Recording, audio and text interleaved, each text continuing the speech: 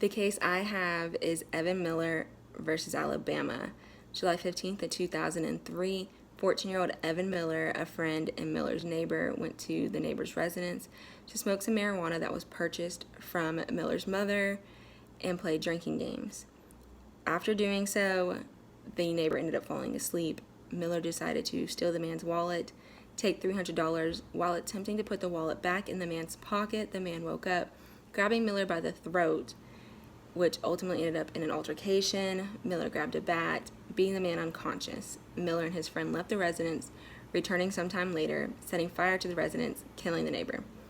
He was transferred to the adult court in 2004. He was later sentenced on October 20, 2006 to life without parole.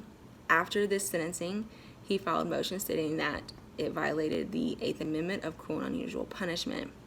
Chief Kagan states that it prevented the courts from taking in the juvenile's past, their family life, and home environment. Previous to this, Miller did have 2 charges of truancy and criminal mischief. As for his family, his stepfather severely abused him. His mother was not only a substance abuser, but also a drug dealer. Miller himself had attempted suicide over 4 times, first time being at the age of 6.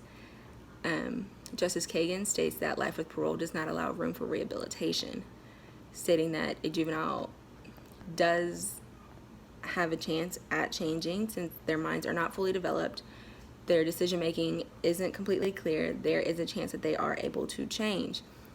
The justice also stated that juveniles sentenced to life without parole ultimately spend more time in prison than the adults who are sentenced to life without parole.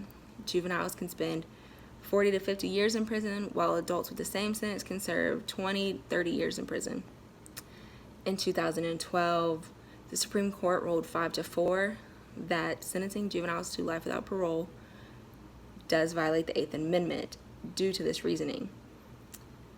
As for due process, juveniles are not the same as adults. They will eventually could change, and they could eventually end up staying in prison longer due to their age if they were sentenced without parole. As for retroactivity, in Montgomery versus Louisiana in 2006, it ruled that cases prior to Miller's are eligible for the same ruling. So their cases were changed to life with parole, or they were completely resentenced.